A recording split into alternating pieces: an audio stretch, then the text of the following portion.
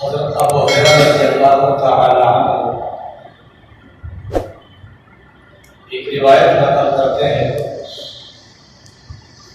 فرماتے ہیں کہ ایک صحابی رسول صلی اللہ علیہ وسلم آپ صلی اللہ علیہ وسلم کے خدمت میں حاضر ہوئے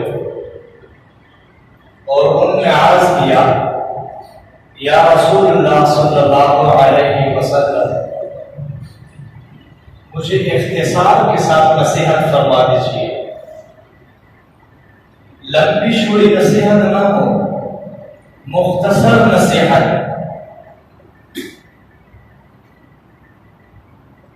نصیحت کا مطالبہ بھی کیا اور ساتھ ساتھ اختصار کی بھی قید لگائی۔ اس سے معلوم ہوا کہ اگر کوئی طالب آپ سے نصیحت چاہتا ہے اور اختصار کے ساتھ مطالبہ کرتا ہے تو یہ اختصار کے قید لگانا یہ آداب کے خلاف نہیں ہے۔ بہرحال صحابی رسول صلی اللہ علیہ وسلم نے نبی علیہ السلام سے نصیحت بھی طلب فرمائی اور ساتھ ساتھ یہ بھی عرض کیا کہ یا رسول اللہ صلی اللہ علیہ وسلم مختصر نصیحت فرما دیجیے۔ تو نبی علیہ السلام نے مختصر نصیحت ارشاد فرمایا کہ لا تغضب، غصہ مت کرو، یہ نصیحت فرمائی اور اس صاحب کو رخصت فرما دیا۔ یہ جو مختصر سی نصیحت ہے، لا تغضب، غصہ مت کرو، اگر اس چھوٹی سی نصیحت کو ہم نے اپنے عمل میں لایا تو ہماری زندگی کتنے گناہوں سے محفوظ ہو سکتی ہے۔ کیوں؟ اس لیے کہ بہت سارے گناہ، چاہے وہ حقوق اللہ سے متعلق ہو یا حقوق العباد سے متعلق ہو، اکثر گناہوں کے پیچھے انسان کا اپنا غصہ شامل ہوتا ہے۔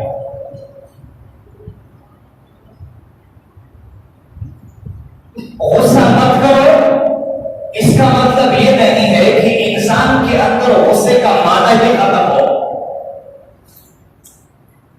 اس لیے کہ غصے کی اس معنی کو اللہ تبارک و تعالی نے اپنے حکمت کے تحت انسان کی فطرت میں رکھ دیا ہے۔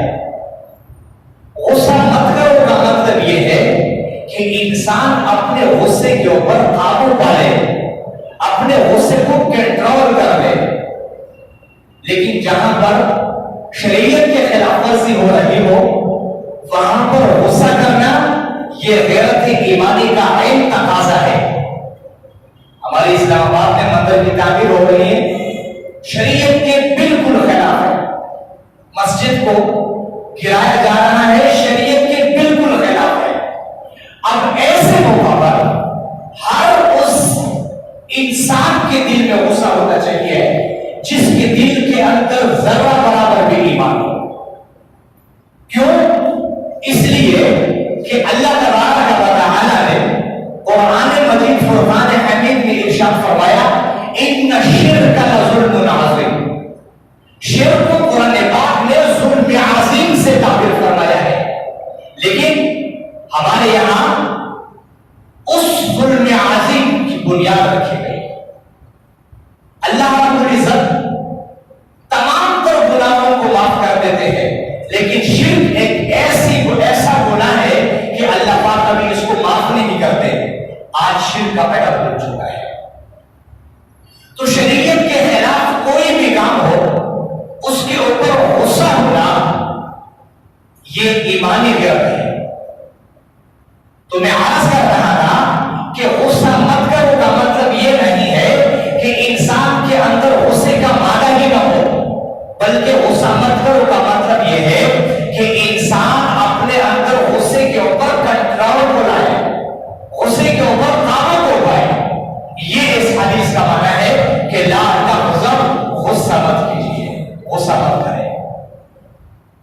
یہ غصہ اللہ پاک نے انسان کی فطرت میں رکھ دیا ہے، لیکن اگر یہ غصہ بے جا ہو تو یہ بہت سارے گناہوں کے دروازے کھولتے ہیں۔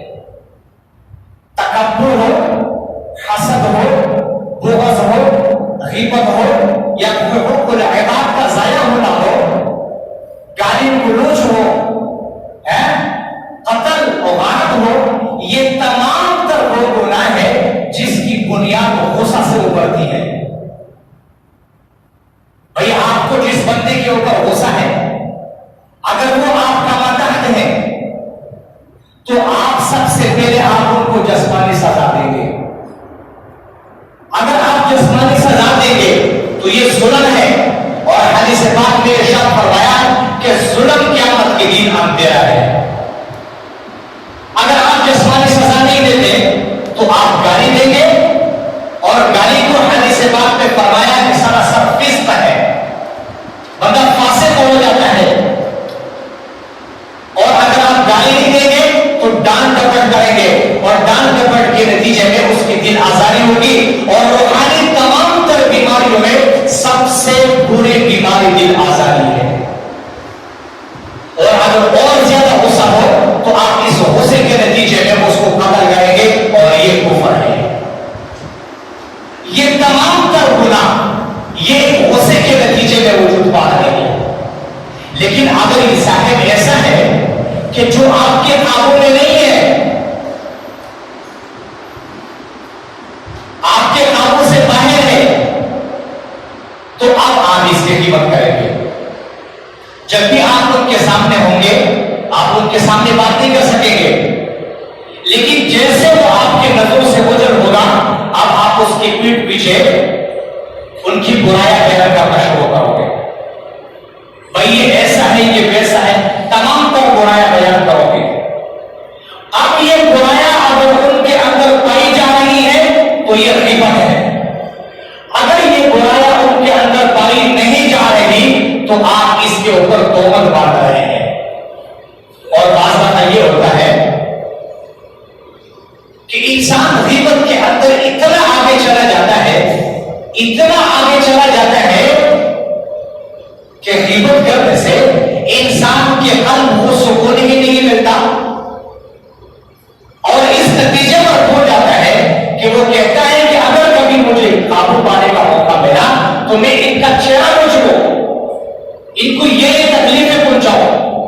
یہ گدن جب دل کے اندر پیدا ہو گئی، اب یہ غیبت نہیں ہے، اب یہ بغض کے اندر تبدیل ہو چکا ہے۔ غیبت سے شدید تر گناہ تہمت کیا ہے، اور تہمت سے شدید تر گناہ بغض کیا ہے۔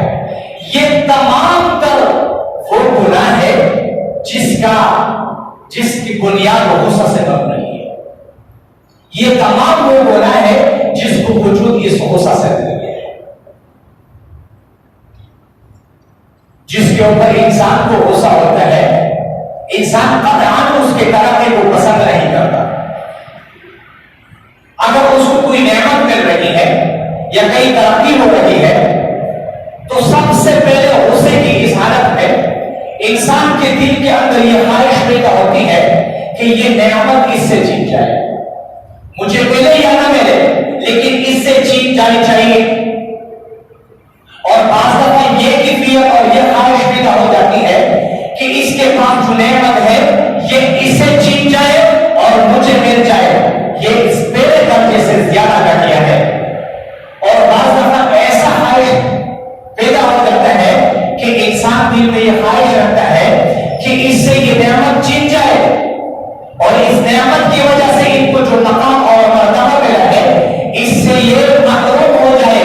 اب مجھے ملے یا نہ ملے لیکن اس کو محروم ہو جانا چاہیے۔ یہ حسد ہے، اور یہ حسد کا بہترین درجہ ہے۔ اللہ تعالیٰ ہم سب کی اس کی حفاظت فرمائے۔ تو میں عرض کر رہا تھا کہ غصہ انسان کی وہ بیماری ہے جس سے بڑے بڑے گناہوں کے دروازے کھلتے ہیں۔ اب آپ اس کے اوپر قابو پائے تب بھی گناہوں شامل ہونے کے بے شمار راستے ملتے ہیں، اگر آپ اس کے اوپر قابو نہ پائے کہ لا تغضب، غصہ مت کیجیے. غصہ مت کیجیے کا مطلب یہ ہے کہ انسان اپنے غصے کے اوپر قابو پائے، اپنے غصے کو کنٹرول میں کر لے. اس کو اللہ تبارک و تعالی نے قرآن پاک میں یوں بیان فرمایا والکاظمین الغیظ والعافین عن الناس. نیک لوگوں کے صفات